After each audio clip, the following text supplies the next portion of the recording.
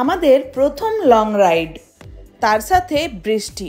5টায় বেরোবার কথা, বেজে গেল সকাল 7টা। কিন্তু জগন্নাথ দেব ডাকলে কি সেই ডাক উপেক্ষা করা যায়? তাই জয় জগন্নাথ বলে বেরিয়ে পড়লাম। রথের সময় চললাম পুরী। বৃষ্টি তো হবেই। প্রথমেই ক্রস করলাম সাঁতরাগাছি স্টেশন। 7:20-25 নাগাদ ক্রস করলাম ধুলোগড় টোল প্লাজা। 8টার মধ্যেই আমরা কোলাঘাট ছেড়ে বেরিয়ে গেলাম, কিন্তু তখনও বৃষ্টি এক নাগাড়ে পড়েই চলেছে। এরপর মেদিনীপুরের রাস্তা ধরে আমরা ক্রস করলাম ডেবরা টোল প্লাজা। এবার খড়গপুর বাইপাস দিয়ে পেরোলাম রামপুরা টোল প্লাজা। বাড়ি থেকে বেরোনো 2 ঘন্টা পরে বৃষ্টিটা একটু বন্ধ হলো, তাই আমরা দাঁড়িয়ে পড়লাম চা খাবো বলে। কেমন লাগলো চালিয়ে?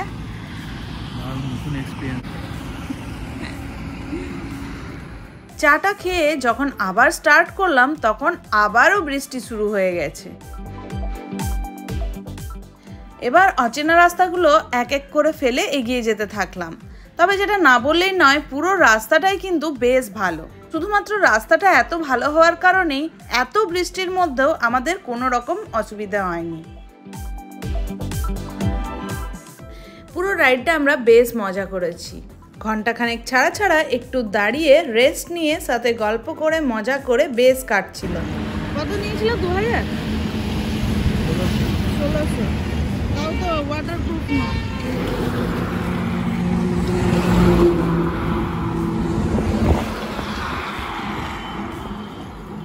তখন ঘড়িতে বাজে একদম 10:30। আমরা আবার শুরু করলাম।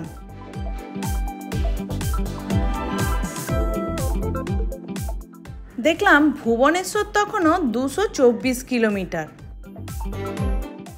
এক পাশে আমরা ছুটে চলেছি, আর রাস্তার অপর পাশে দেখলাম ট্রেন লাইনটি একদম আমাদের সমান্তরালে।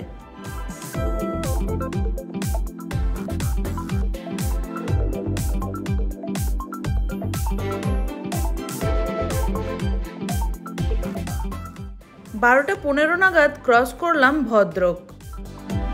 আর এই ডান দিকে যেটি দেখছেন, এটি হলো ডিস্ট্রিক্ট কোর্ট ভদ্রক।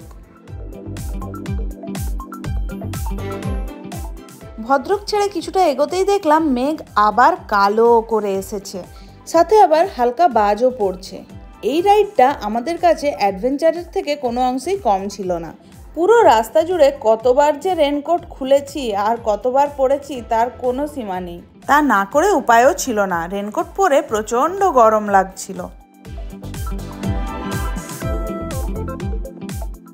এই জায়গাটা থেকে আমরা দাঁড়িয়ে কিছুক্ষণ দেখছিলাম কিভাবে বৃষ্টির মধ্যে সব গাড়িগুলো এক এক করে ঢুকে যাচ্ছে। আমরাও চললাম সেই বৃষ্টির দিকেই, আর এই অনুভূতিটা একদম অন্যরকম ছিল। একবার বৃষ্টিতে ঢুকছি, আবার সেই অঞ্চল থেকে বেরিয়ে আসছি। এরপর প্রায় 15-20 মিনিট আমরা যে বৃষ্টির মধ্যে দিয়ে গিয়েছিলাম, সেটা একদম মনে রাখার মতো।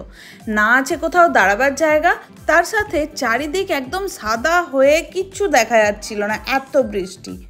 এর মাঝে একটা পেট্রোল পাম্পে দাঁড়িয়ে গাড়িতে তেল ভরে নিলাম, আর কিছুক্ষণ অপেক্ষা করলাম বৃষ্টিটা একটু কমার জন্য।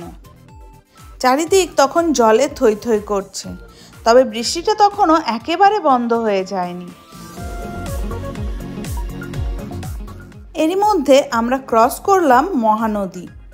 তবে এত কিছুর মধ্যেও মন বলে আবার যাব, আবারও দুজনে মিলে ভিজতে ভিজতে এই বর্ষাতেই যাব।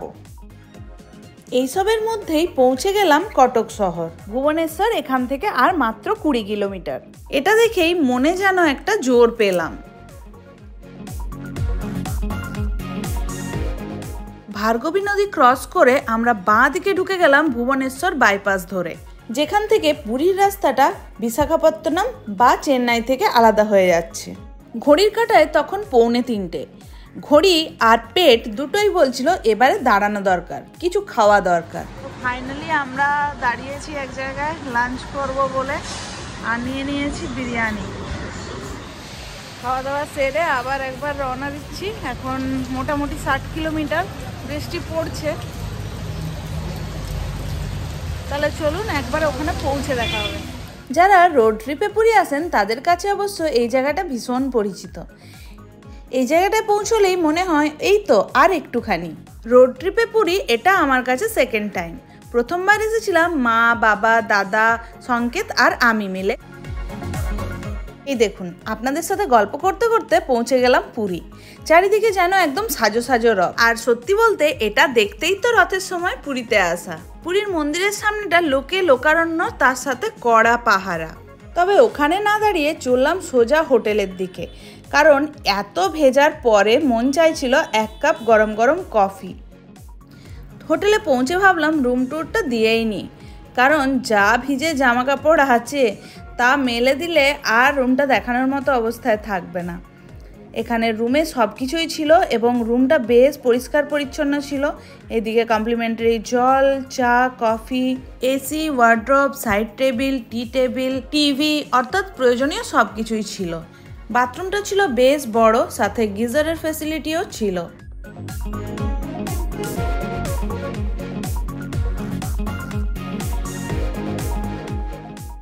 তার সাথে এদিকে ছিল একটা ছোট্ট মতো ব্যালকনি, আর ব্যালকনির পরে ওই যে প্রাচীরটা দেখা যাচ্ছে তারপরেই জাস্ট বিচ। আমরা যদিও রথের সময় আসায় খুব একটা ভালো ভিউ রুম পাইনি, গ্রাউন্ড ফ্লোরেই আমাদের রুমটি ছিল। আর সবশেষে দেখাই এই পাউচটার মধ্যে কি কি ছিল। ছিল shower gel, shampoo, conditioner, moisturiser, একটা সাবান, ছিল রেজার, শেভিং ক্রিম, 2টো ব্রাশ, পেস্ট, চিরুনি, এত কিছু। পরের ভিডিওতে আপনাদের দেখাবো আমরা পুরীতে কোথায় কোথায় ঘুরলাম। বিচের সাথে সাথে মেন অ্যাট্রাকশন ছিল পুরীর রথ। এছাড়াও দেখাবো পুরীতে এলে জগন্নাথ মন্দির ছাড়া আর কোন কোন দর্শনীয় স্থান আছে। জানাবো এখানে এলে কোথায় খাওয়া দাওয়া করবেন, থাকবে সমস্ত ডিটেলস। এছাড়াও ঘুরে দেখাবো চিল্কা। তাহলে আজকের ভিডিও আপনাদের কেমন লাগলো আমাকে অবশ্যই কমেন্ট করে জানাবেন। ভিডিওটি ভালো লেগে থাকলে একটা লাইক করে দেবেন, আর যদি আপনারা আমার চ্যানেলে নতুন হন তাহলে অবশ্যই চ্যানেলটি সাবস্ক্রাইব করে নেবেন। আজকের মতো এতটাই, টাটা।